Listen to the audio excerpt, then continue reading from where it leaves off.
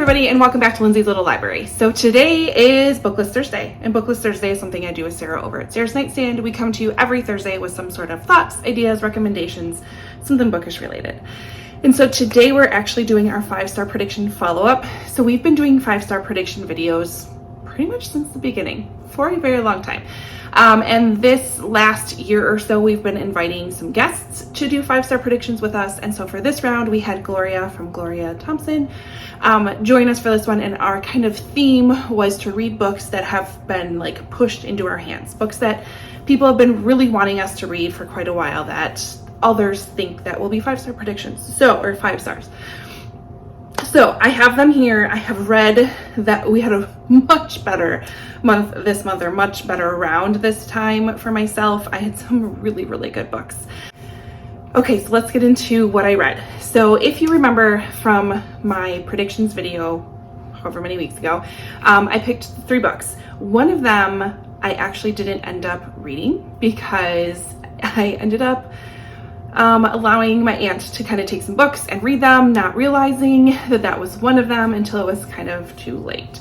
So I did have to replace that one with a different one, and I'm really, really excited that I did because it was fantastic. But Magic Hour by Kirsten Hanna is still going to be on my list to read as soon as I get it back. So let's talk about the ones that I did get read. First one I picked up was The Measure, and this is by Nikki Erlich. This book is so phenomenal. This is 5 huge stars. This is a contender for my favorite book of the year. It just made me think so much. It still sticks with me, which is always a good sign of a book, in my opinion. So basically we follow 8 people as they are given a very extraordinary opportunity and kind of what they do with that opportunity. So in the not too distant future, everyone on Earth is presented with a little wooden box, and in that little wooden box is a length of string. It is soon discovered that that length of the string that you got correlates with how long your life is going to be, your life expectancy. So you kind of can do with it what you will. So some people open the box, some people don't open the box. Some people make decisions based on their string, some people don't. Like, it just, you are confronted with this decision of, do I want to know, and what would I do with that information? Do I not want to know? Do I live my life differently? Do I make different choices? Do I go down a different path? And what that means. Am I going to be part of a short string group? Am I going to be like a long stringer? Like, what is this all? What is it? So it's just such a glorious book. Again, 8 different perspectives and kind of follows what their choices and what they do with it. And I just loved it. I loved it. So good. So highly recommend.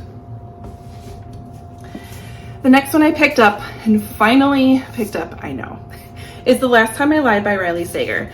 This, again, another fantastic book. Riley Sager, I really enjoy his books. I'm really, really liking them. This is definitely up there as one of my favorites. So this one takes place at a summer camp called Camp Nightingale. We have Emma, who went there in the past and stayed in a cabin with 3 girls, and those 3 girls ended up going missing and have never been found.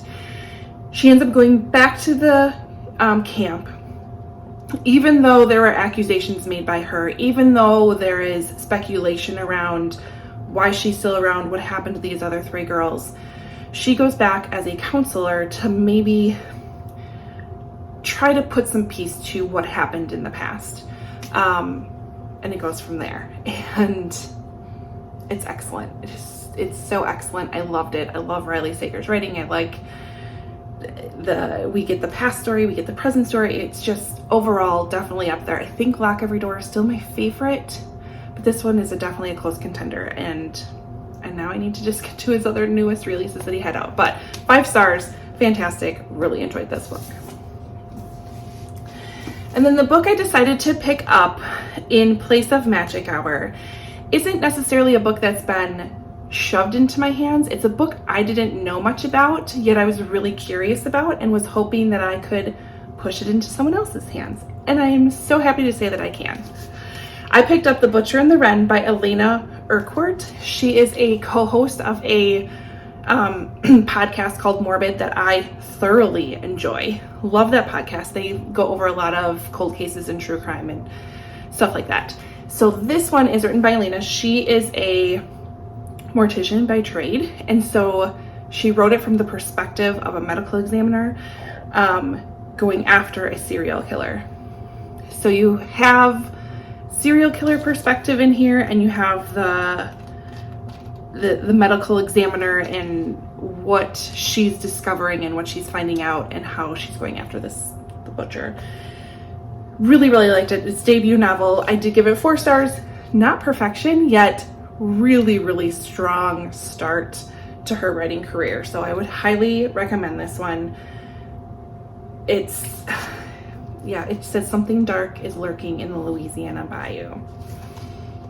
It's amazing. A little gory, but it's amazing. So 4 stars for that one, but amazing debut. So 3 really, really good books this round. Would recommend every single one of them. I'm so happy to finally be on top of my game when it comes to 5-star predictions. I do want to send a big thank you to Gloria for joining us. She's just so lovely. I love it when she collaborates with us and hangs out with us. So a huge thank you to her. I can't wait to see what she picked, or not what she picked. I can't wait to see what she thought of what she picked, as well as Sarah. So I'll leave their channels below. So head over there and see how their rounds went. Otherwise, comment, like, subscribe, all that fun stuff. And I will see you all next time. Bye.